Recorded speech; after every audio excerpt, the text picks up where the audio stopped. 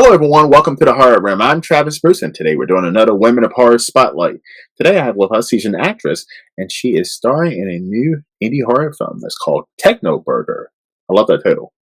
I have with us Sarah Gaston. Sarah, welcome to the Horror Realm. Hi, thank you for having me. I'm excited. It's a pleasure to have you on. Thank you. Tell us a little bit about TECHNOBURGER. So, it is a horror anthology. It's going to be a collection of several different stories. And the creator is Andrew Edison, who wrote the film Bindlestiffs, which was a slam dance fan favorite years ago when it came out. And Andrew's got this really kind of twisted sense of humor, like sweetest guy in the world, but twisted sense of humor. And and so the vignette that I'm in involves a family man, played by Joe Grasaffi, who steals this guy's phone and won't let him have it back. And in the course of the vignette, we invite him to our home, and we're like this perfect, high society family. And I play the wife, and we have these beautiful children, and we're being super nice to him, but we're slowly basically taking his identity. We're obsessed with all his social media, and we've downloaded it and made home movies out of it. This family is crazy. And, let's just say there comes a point when the game gets a little bit out of hand. So I know, Sarah, that every family is a little bit crazy. Right. Was it hard for you to get into this role and kind of relate to your character? That's such a great question. Well, let me say, first of all, I don't like watching horror. It is I'm like a child. I'm very impressionable. I just saw the new Nosferatu, and I'm still freaked out about it. Great movie. I say it's gruesome and beautiful. That's how I describe it to people. I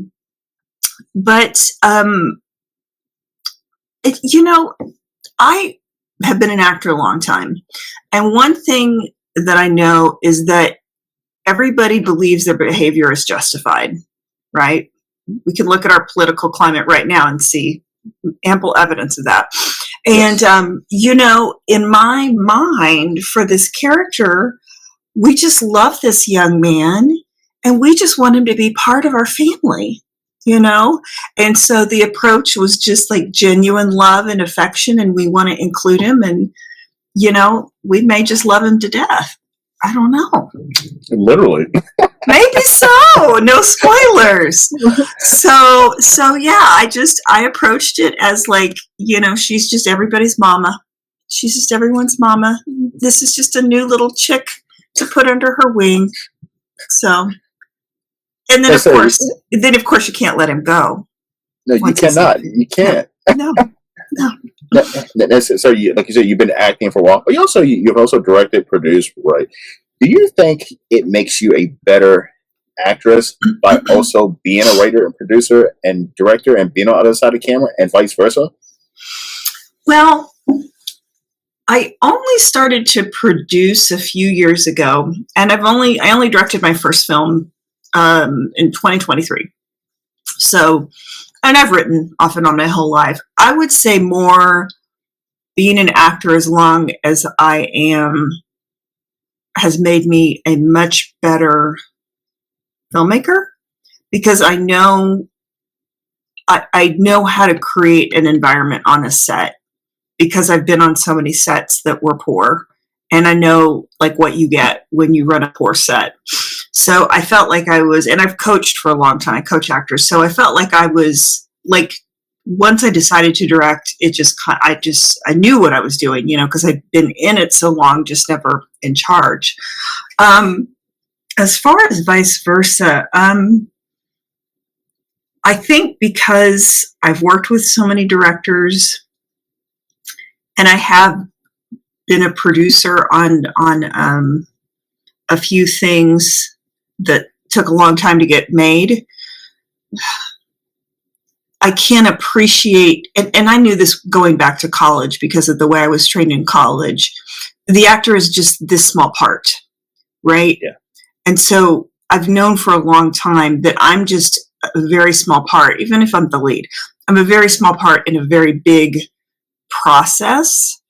And so I know my place, if that makes sense, and not in a denigrating way, but I just know that this is their job and this is their job and this is my job. So I try to do my job as best as I can and stay out of everybody else's way. Does that make sense? It does. But isn't it kind of hard? Is it kind of hard that you sit back and you're like, as an actor, you be sitting back and like, boy, I wonder why this filmmaker is doing it this way. Oh yeah. Oh yeah. Oh, I have to remind myself all the time to stay in my lane. Yeah. Yeah. It's very hard. Because I do want to, and it's going back to how everyone's behavior is justified. It's always from a place of wanting to help and wanting it to be the most excellent thing that it can be. And also I know that can be counterproductive. Yeah. But it's tough. Yeah, I can imagine it's tough to do. Oh, yeah. Oh, yeah. Yeah. And once in a while, you do have to speak up. Years ago, I did a short. It was like a suspense short. And from one direction, we were in a really dodgy motel. And from one direction, the interior, one direction, we were on the first floor. And the second direction, we were supposed to be in the same hotel room, but we were on the second floor. We had to change hotel rooms for some reason. And I just kind of raised my hand and I said, it's going to be clear once you start to put these shots together that we change locations, right? Because we're going to see now that we're on a different floor. And they're like, oh yeah, we should probably cheat that shot. And I was like, I'm just thinking maybe, so, and I was right in that instance. Right. So, I try to be very discerning about speaking up. Now, do you feel as an actor that because you've been doing this for a while, do you feel like over time, the roles that you're being offered have changed? Oh yeah. Oh yeah.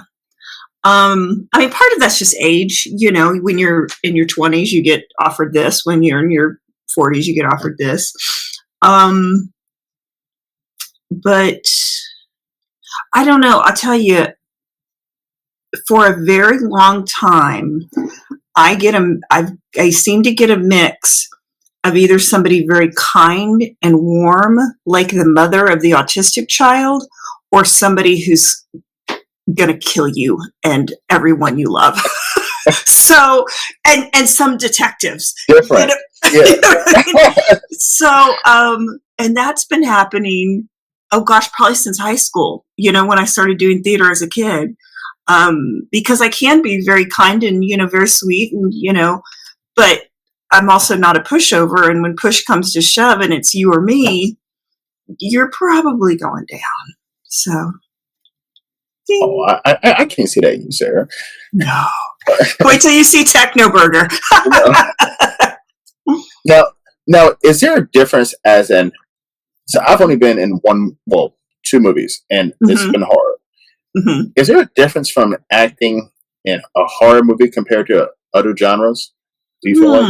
Gosh, so good. That's such a great question.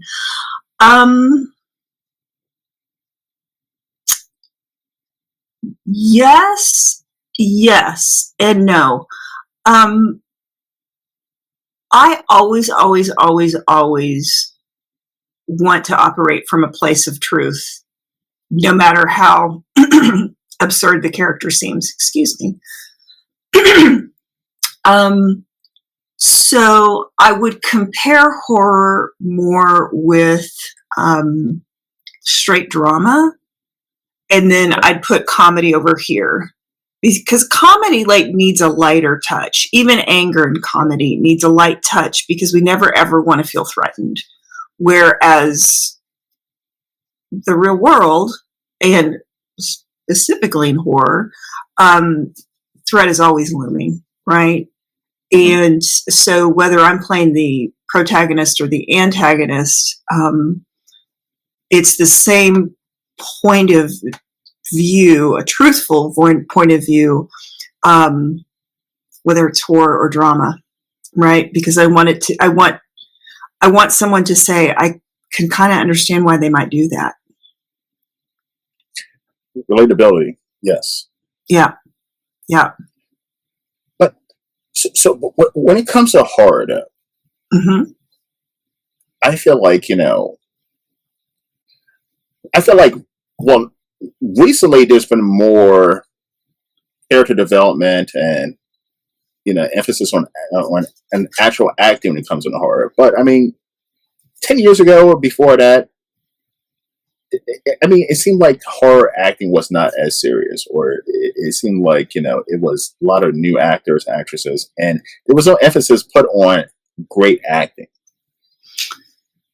So I suppose we also want to look at how we define horror, because one of the scariest things that I have ever seen was Robert De Niro's portrayal in Cape Fear. Mm-hmm. He was terrifying, but there was a reason why he was out to get this guy, and there was a truthfulness in his fanaticism that I think, again, we see in real life. Yeah. Now, super silly schlocky stuff like Conjoined, which I was also in. No, that's not necessarily the most grounded acting, because that's a style, right? Mm-hmm. But it's candy. It's candy, absolutely. But even like going to Nosferatu, I mean, those people were having real existential dilemmas. Mm-hmm. I mean, they were, even the freaking Orlok. He was struggling with some sort of inner conflict, and so I think there are levels of sophistication in horror, and that has a lot to do with what you're talking about in terms of just trash acting, and the more gratuitous, I guess, violence and gruesomeness. Because I mean, I'm a Halloween fan. I do like Friday the 13th.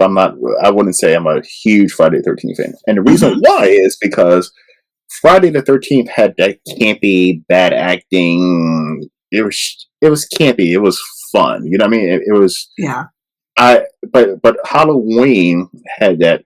It had that dynamic acting. I mean, with Donald Pleasant and Jamie Lee Curtis. It centered. Yes, the gore was there. The scares were there, but it had great characters and excellent acting. Mm-hmm. Yeah, and I think maybe that's probably why it's still so beloved, that whole series. I think there's something about, I have a friend who is a pastor, and she loves horror, which struck me as very odd, because she's this very sweet woman. And I said, I don't understand. That's terrifying to me. Why would you love horror? And she says, I think all horror is about grief. And so, again, I think if you go back to somebody's really lost something and now they want payback, or somebody's really, fighting for their life. I mean, these are things we've all experienced. And if we haven't experienced them, we're going to experience them on some level. Not that we're going to go get revenge and be an axe murderer or anything, but we will experience some sort of loss that will be so destroyed by that. Our anger will make we will want someone to pay. We won't do anything about it, but maybe we'll have fantasies that we can. I agree, because what makes a great horror villain to me, or just a villain period, it's a villain that you can kind of relate to. Not saying that you're out there ready to kill someone, but like you're like, I see why they are doing what they're doing. Yeah, yeah. Oh, I remember being horrified when I saw Schindler's List and Ray Fiennes' character. I was like, I find him really attractive and really sympathetic, and he's a Nazi. Like, what is wrong with me? But there was a humanity to his point of view, which we would never psychologically justify, but makes them human. And I think that's scarier because that means any of us are capable. And one of the best movies, this is not a horror movie, but Heat with Robert De Niro and Al Pacino. Mm-hmm. You know, Al Pacino's the cop, Robert De Niro is the bank robber. He's the villain. And that movie did such a great job because at parts of the movie, you're rooting for De Niro. You want to see him get away. You want to see him, even though he's the villain. Mm-hmm. Mm-hmm. Yeah. Yeah.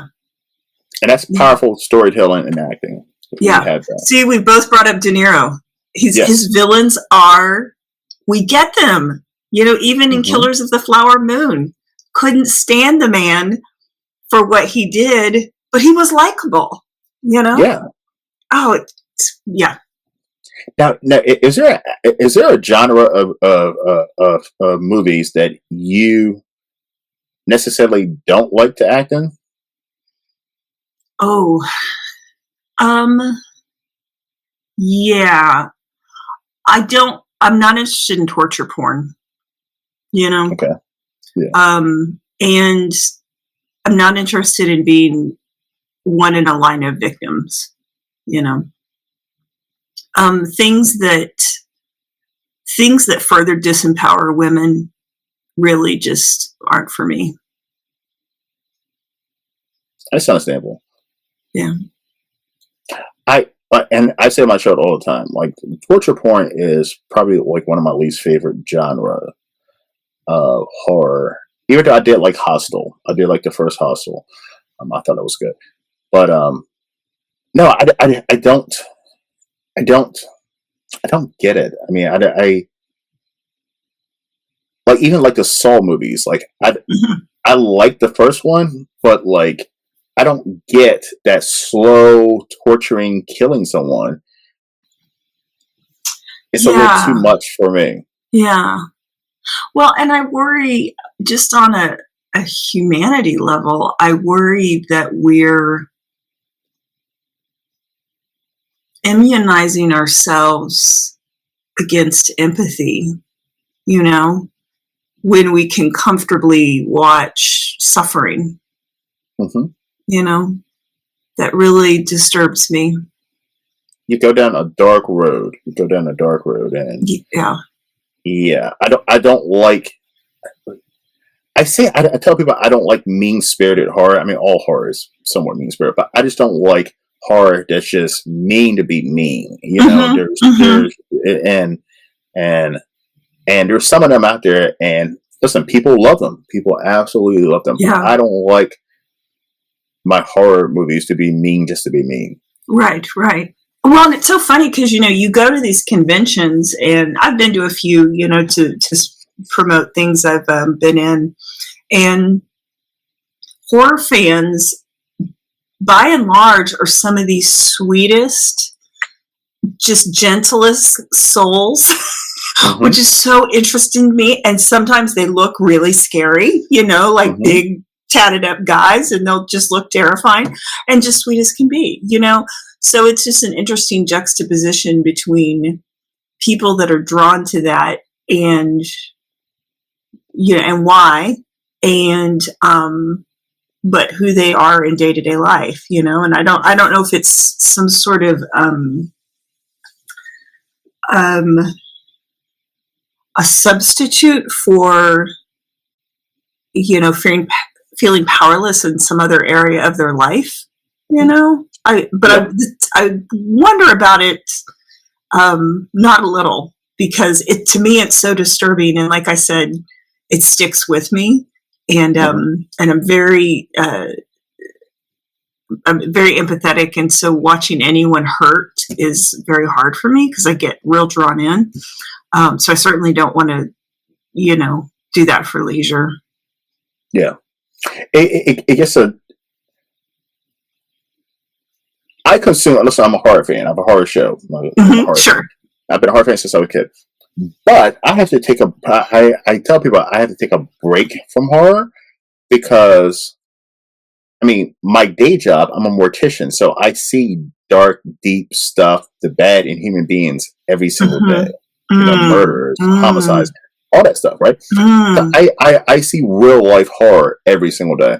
Yeah. And to consume that with horror, if I did that all the time, I feel like it would put my psyche into a dark place. Yeah. So like I take huge breaks. I consume quite a bit of horror, boom, boom, boom for the channel, and then I take breaks from it because, yeah, I mean, it can lead you into a dark place, and it can also have you kind of empathetic towards other human beings. Yeah. Do you find if you consume a lot of horror that you feel less patient or less sympathetic, even temporarily? I would say no, but I feel like the more horror I watch, I'm craving darker horror or more, right, dangerous stuff. You know what I mean? I'm waiting for, and that's why I do feel like, you know, this is not me knock on it, but I do question people who only watch horror. Like, I love action, I love comedies, I love movies, right? But like someone who just watches horror all the time, I mean, I just feel like you're allowing a lot of dark stuff into your psyche. Yeah, agreed. Well, and you brought up an interesting point about you start to crave darker things, because I think we live in kind of an addiction-prone society, you know, and so I could very easily see like, well, that's not enough. You know, you start to become a little Yes. I don't know, your immunity goes up, you know, and you're like, okay, that's not enough to keep my interest or to, you know, give me the thrill that, you know, that's what, you know, it's like roller coasters. A lot of people love roller coasters because they love the thrill. And I'm sure you want bigger and scarier roller coasters after a while, you know? So, because I've had filmmakers, and I would never name drop or anything. I've had people send me snuff horror films. You know what I mean? Like stuff that is just, it's just too far. And it's underground stuff, you know? And of course. And I'm like, boy, and I'm telling you, and this stuff has a huge fan base. It really does. It's a huge fan base, but I'm like, boy, like I cannot sit there and watch something that I'm questioning, is this real or not? Yeah, well, and it kind of, you know, it bears the question. It's like, are you complicit if you're consuming? You know, there's no market without consumers, right? So, are you complicit in murder if you are consuming something that may or may not result in the loss of life? You know? Yeah. I mean, karmically, I wouldn't want that. You know, I don't. I go back and apologize if I'm impolite to a waiter. You know what I mean? So I don't want that out there, you know, for myself. But yeah, that's disturbing. Yes, but I mean, I feel like horror is getting darker and darker in some ways. But but it's that, you know, as a filmmaker, you have movies like Green Inferno, the Terrifier series, that are pushing horror to this extreme level where it's almost, to the casual horror watcher or even like a hardcore watcher, it's too much. It becomes too much, and it becomes too extreme, and it becomes, you start questioning the sanity of the actual filmmaker. Right. Oh, sure. Yeah. And it, you know, I feel like, I don't know, don't you feel like it's a little chicken or the egg? Like, do we consume horror because we want a catharsis, or we're trying to make sense of the madness in the world? Or do you think the madness in the world is exacerbated by horror? See, so I can answer myself. So I consume horror because I like to be scared. You know what I mean? I like a Mm-hmm. movie that makes me feel uneasy and scared. I don't like horror because of the gore and the blood and guts, because that Mm-hmm. necessarily doesn't scare me. That's more of a shock value type thing. Right. So I don't like shock horror. I like horror that makes me think. Yeah. Yeah. Were you a fan of The Others? I have not seen the others. Oh my gosh. I need to watch that. Such a classic. Such a classic. Yeah. Okay, Yeah. I'll watch others. Yeah. Yeah. The Others. Yeah. It's an old Nicole Kidman film, and it kind of reminds me of the novel Turn of the Screw. But it's really interesting. Are you an M. Night Shyamalan fan? So I like early M. Night Shyamalan stuff. I don't like new stuff. Okay. I mean, I love Sixth Sense. I love the one. My favorite M. Night is one that most people don't like. It's the one I can't even think of the name of, but it's the two kids and they go to their grandparents' house for the first time. Meet their grandparents. I don't think I know that one. Oh, what's that one called?